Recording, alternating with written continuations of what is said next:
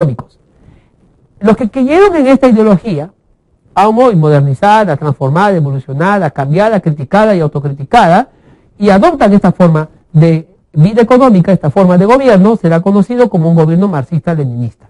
En la actualidad, solamente queda como un pasado la existencia de la Unión de las Repúblicas Socialistas Soviéticas, de la Guerra Fría y de los grandes bloques económicos que existían en el mundo, cuando la ideología marxista-leninista era fuerte en nuestro orbe.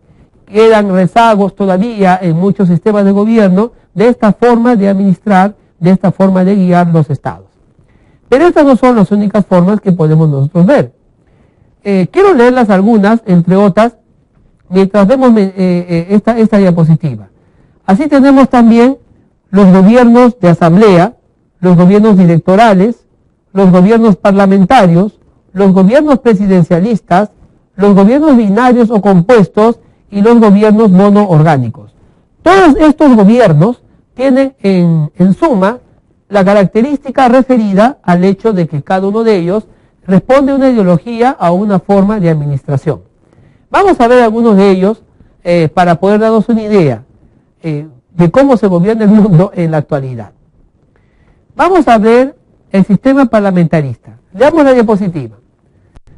Es un sistema de gobierno parlamentario en el cual la autoridad reside en el Congreso como representante y espejo de la voluntad popular, fusionando en buena medida los poderes legislativos y ejecutivos. En un sistema parlamentarista, en otras palabras, será el Parlamento y el Congreso quien detente la mayor cantidad de poder. Tendrá también el Parlamento y el Congreso los poderes de ejecutar su propia legislación y quizá en algunos casos el de ejercer definitivamente alguna clase de jurisdicción. Obviamente este Parlamento, este Congreso que tenga estas atribuciones, no lo toma, no lo hace a la fuerza, sino que es elegido y que se supone que es espejo de la voluntad popular. Porque no debe haber un solo gobernante que lo haga, sino varios representantes.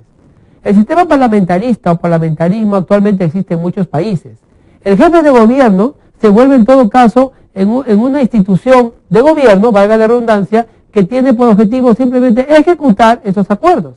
Pero la mayor cuota de poder legislativa y ejecutiva lo tiene el Parlamento. Esto se llama como sistema parlamentarismo. En nuestro país no existe el sistema parlamentarismo, aunque hay ciertas atribuciones que nuestra Constitución le da al Congreso, que de alguna manera pareciera acercarse a una forma de gobierno administrativo y ejecutivo. Se sabe, por ejemplo, que en ciertas circunstancias el presidente del Congreso puede ejercer también la máxima, la presidencia de la República en ausencia de este y en la desaparición también de su vicepresidente. El Congreso puede asumir ciertos poderes en ciertas circunstancias.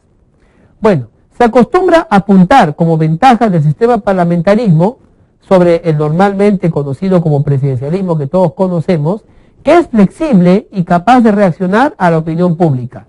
Es decir, este tipo de sistema prevé que la crisis y los escándalos políticos puedan ser solucionados solamente con un voto de censura y la correspondiente caída del gobierno.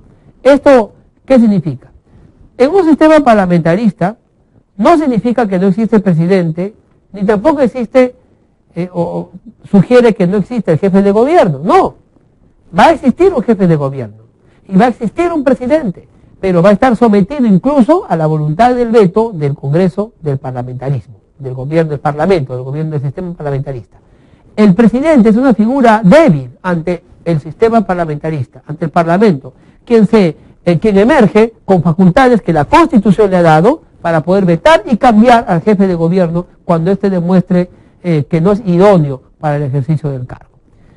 Mientras vemos la diapositiva, quiero leerles algunas cosas muy importantes acerca del sistema parlamentarista. Por ejemplo, podemos decir lo siguiente. En las repúblicas parlamentaristas, por ejemplo, el jefe de Estado normalmente desempeña un papel principalmente ceremonial, es decir, es un símbolo de la continuidad del Estado. En las repúblicas parlamentaristas el jefe de Estado es elegido por voto popular o nombrado incluso por el propio Parlamento, por un determinado plazo, generalmente con el título de presidente de la República o jefe de gobierno. En las monarquías parlamentaristas, el jefe de Estado es el monarca, que generalmente recibe su cargo por herencia, como todos sabemos, y el jefe de gobierno con el título de primer ministro, o en algunos casos presidente de gobierno, o también llamado canciller.